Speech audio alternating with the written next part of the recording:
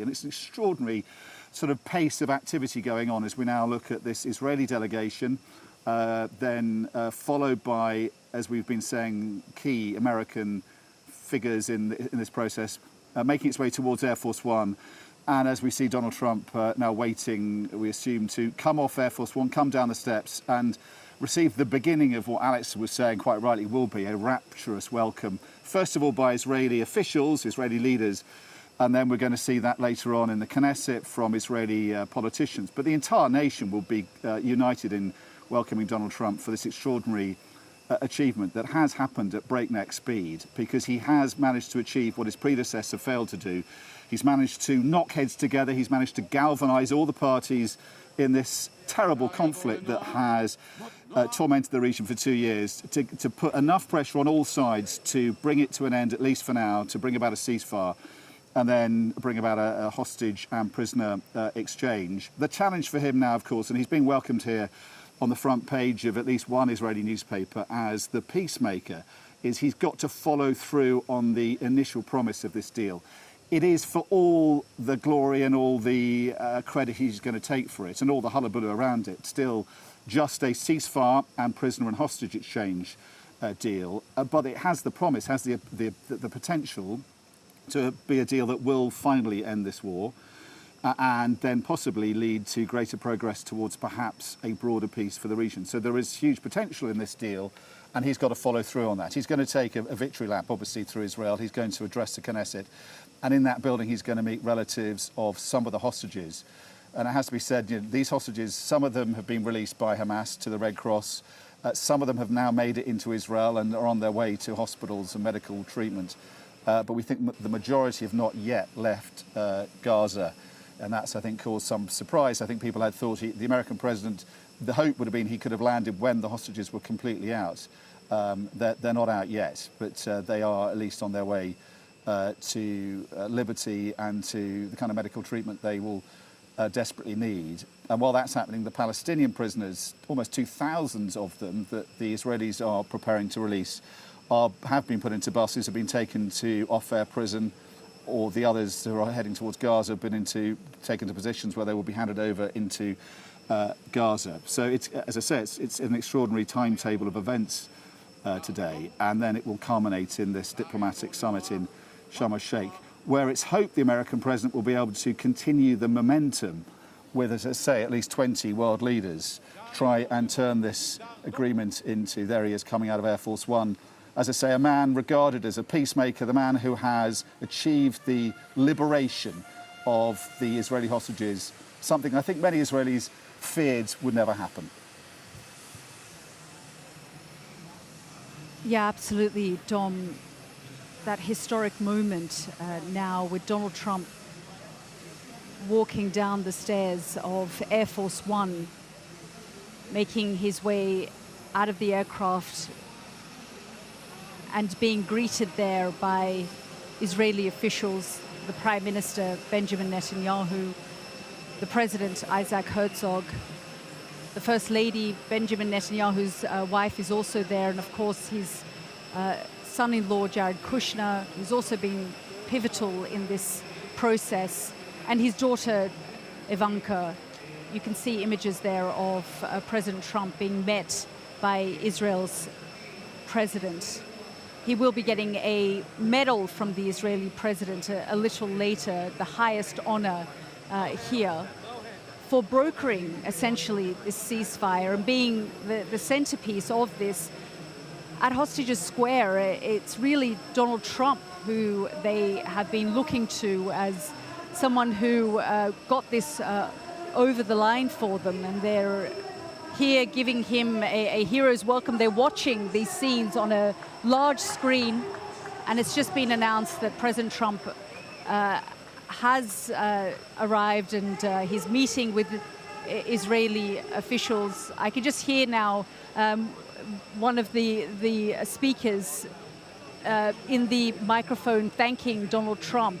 There really is a sense here that it all in the end came down to him. And Dom, it's an extraordinary split screen that we're looking at as well. On the one hand, we're looking at the latest pictures of that Red Cross convoy that left Gaza and arrived into Israel with those 7 hostages in that convoy. And then, of course, images of Donald Trump meeting with Israeli officials after this ceasefire deal was brokered. Yeah, and I think there had been speculation that the American president and his aides wouldn't want him to get here really until all the hostages were out, and that may have been, I think, the hope of his Israeli hosts, who may have been worried about the possibility of it not all following through. But I guess for an American president who understands the power of television, understands the power of the image more than nearly anybody really in US politics, these pictures will do, the split screen moment will do just as well, because he's here meeting, he's just met the Israeli Prime Minister Benjamin Netanyahu, who's now shaking hands with Mike Huckabee, his ambassador in Israel, and at the same time as he's doing that, we have these dramatic pictures of Red Cross Land Cruisers speeding their way through the Israeli landscape, heading towards Reim Air Base, a route lined with Israelis welcoming their return, and those Israeli flags being waved, and also the yellow flags of the hope representing and symbolising the hope the Israelis have held in their hearts for 2 years that these hostages would finally be released and would be heading home. And so these hostages now heading towards this military base. Some of them have got there already as part of a sort of process of release, and they're on their way to hospitals on the outskirts of Tel Aviv where they're going to be treated. Donald Trump now shaking hands with his daughter Ivanka Trump and Jared Kushner, his son-in-law, who at the beginning of his second term in office had given the impression he didn't really want to be part of the politics of a second term. The first term had been pretty exhausting for him, had been a huge distraction from his many business pursuits. In the first months of his father-in-law's second term in office, he has focused on those business pursuits, but he was called back in to help with this diplomatic initiative. He's someone who in the first term in office had developed and fostered very close relations with a number of Arab leaders, particularly Mohammed bin Salman, the crown prince, de facto ruler of Saudi Arabia. And he's been able to leverage those relationships to support his father-in-law's peace plan alongside Steve Witkoff, who is to the right of him there. Now, he is obviously a former golfing buddy of Donald Trump's, a property real estate lawyer who was drafted in by Donald Trump because he was such a close and loyal confidant and lieutenant, but also because of his ability at forging deals in the real estate world. He's been mocked by many Western diplomats for his apparent incompetence and naivety dealing with the Russians. But with the Israelis, he's been very effective at forging a path towards progress. You know, he at the beginning of his term in office as special envoy to the Middle East, he called the Israelis and he said, "I need to come and see you now." And they said, "Well, it's Shabbat, we can't meet you." And he said, "Don't give me this BS. I understand that, you know, you can meet me and we're going to meet now." And I think from that moment onwards, the Israelis knew they were dealing with a very different kind of diplomat who was going to talk to them bluntly on his own terms, and he was going to do so on the behalf of his boss, Donald Trump, who has dealt with the diplomacy in a very unorthodox way. And the fact that he's here now is in itself a breach with precedent, Yada, of course, because I think previous American presidents who've made breakthroughs in the Middle East either wait for the protagonist to come to the White House and shake hands on the White House lawn, as we've seen Yitzhak Rabin and Yasser Arafat do in the past with Bill Clinton, or have at some point come out to Israel and taken credit in a speech in a visit, you know, sometime later. But this is an American president who knows the power of the moment, who wants to take credit for this now, but also I think will believe, and his diplomats around him will believe, that there's a possibility here to build on the achievement of his first term in office, the Abraham Accords. And there's a jeopardy, of course, as well, that if progress and momentum is not maintained, those Abraham Accords are still in jeopardy. So he's here to take the credit, he's here to enjoy the moment, he's also here to try and force the diplomacy further along the road.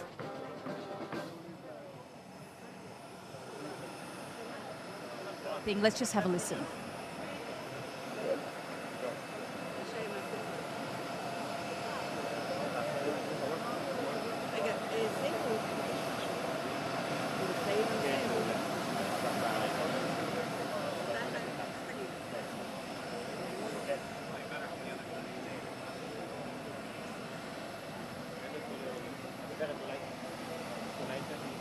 guys. He's going to need to walk through here. You can see those live images of President Donald Trump. We were just listening to some of the conversation he's having with the Israeli leadership. You could see him there on the red carpet with the Israeli Prime Minister Benjamin Netanyahu, with the Israeli president and their spouses. The First Lady is there, and of course Benjamin Netanyahu's wife is there as well.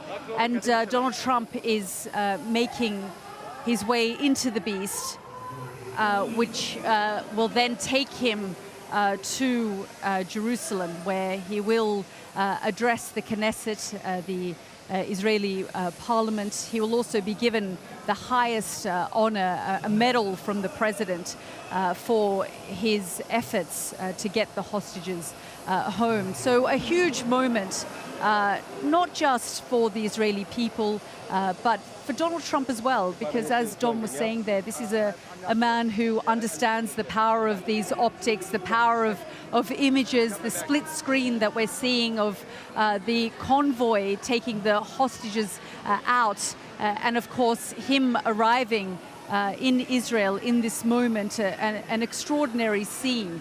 And of course, in the last couple of hours, we also got confirmation that Palestinian detainees were slated to leave prisons in Israel as well. So there's just a multitude of things happening, the level of activity today. The US president arriving here in Israel to a hero's welcome. The split screen there of the work that he put in to get those hostages out. He'd vowed to the hostage families that he would do this. And 10 months into his second term in office, he has managed to release those last 20 remaining living hostages. There are still 28 hostages who are deceased, but the Israeli public want them back, and that is going to take some time. There's going to be a process around that as well. We understand the first of the 7 hostages are in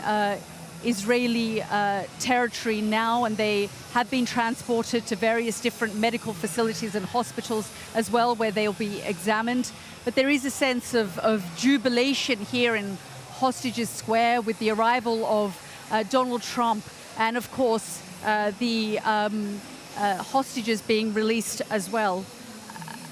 So a huge moment here in Hostages Square for the Israeli public. As we've been saying, this is a very small nation, and they've felt the pain of the events of the last 2 years as well. Let's go back to our Dominic Waghorn, who is monitoring events for us as well. And Dom, we're waiting for Donald Trump, of course, to leave the airport, and he'll be whisked to Jerusalem. It probably take roughly about 45 minutes or so, where he will then arrive at the Knesset, the parliament, to address the members of the Knesset there, and of course we don't know exactly what the makeup of his speech will be, but there's been much speculation that he will embrace Benjamin Netanyahu. But you know, at the same time, Dom, there's been a lot of tension in their relationship as well.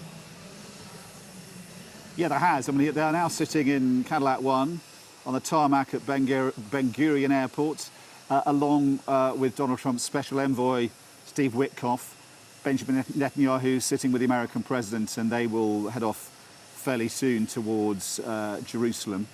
And they're going to be going by car up Route 1 that's been closed off, we understand, ahead of the president's progress towards the city that Israelis call their eternal undivided capital, and then heading towards the Knesset, the Israeli parliament. They're a bit behind time. He was expected to land a bit earlier than this. They are due in the Knesset in 8 minutes. So I think even with Route 1 open for them and closed off to anyone else, it may take a bit longer than that. But yeah, it's about a 15-minute to half an hour ride up to Jerusalem, up in the hills here. And at the Knesset, before he addresses Knesset members, he is scheduled to meet with families of the kidnapped in the words of the Israeli government in the schedule they've handed out. Now, it's not entirely clear who those families are going to be because, of course, the close relatives of the hostages who are being released and are on their way already out of Gaza and on their way north to hospitals around Tel Aviv and other parts of Israel. 3 medical centres are prepared to receive them. We expect the close relatives to be there already, and some of them will have been at Re'im, of course, as well, to greet and welcome and be reunited with their loved ones. But so the close relatives we expect to be there in these hospitals, so probably more distant relatives, but some of them are going to be there to meet the American president, and they will then obviously be able to personally express their deep, profound gratitude to the American president on behalf of their released relatives, but also on behalf of an entire nation that has been, as we've been saying for 2 years, absolutely traumatised and tormented by the plight of the hostages. Everyone in Israel knows somebody or has a relative or a son or a daughter in the Israeli military, and many of the hostages were from the Israeli military. And everyone here has felt that profound sense of the sacred Jewish principle that no one's left behind. Felt that has been so badly betrayed by what happened on October the 7th, and have wanted to see a resolution to that, have wanted obviously desperately to see the hostages come home. And that's now going to happen and is in the process of happening. So Cadillac One leaving Ben Gurion Airport, heading towards the Knesset, where the American president will meet these hostage relatives, and then he'll be, as you say, addressing the Knesset. And the question then is what kind of speech he makes. Clearly he's going to take credit for this diplomatic breakthrough, quite justifiably, because he is the American president who has managed to put pressure on the Israeli Prime Minister to agree to a ceasefire deal and a hostage exchange that he has for months resisted, but also to get his allies across the region, the Turks, the Arabs, the Qataris, the Gulf Arabs, the Egyptians, to put pressure on Hamas to also acquiesce with a deal which requires them to hand over the last bargaining chips they had, as this conflict had gone so seriously against them. They've been massively weakened in a military sense. The fear they always had was handing over the hostages would then allow Israel to go in and finish them off. They have assurances from their Arab allies, but also from the American president directly, that isn't going to happen. So that's one thing that they will hope to hear from the American president in the Knesset, that he's going to make sure that this is over, this war is over. And on the way, as he boarded Air Force One in Maryland, or at the White House before he did so, he told reporters the war is over. This deal is ending the conflict. He's got to now prove that in his speech in the Knesset, but also as he meets world leaders in Sharm el-Sheikh. But also, I think there is, the speculation as to what kind of support he gives Benjamin Netanyahu in his speech. And I think we'll get the first sort of sense of what kind of deal he may have done with the Israeli Prime Minister. The Prime Minister's growing numbers of opponents and critics in Israeli society, and he's increasingly unpopular, or has been at least as this war has gone on. We'll have to see what this deal does for his popularity.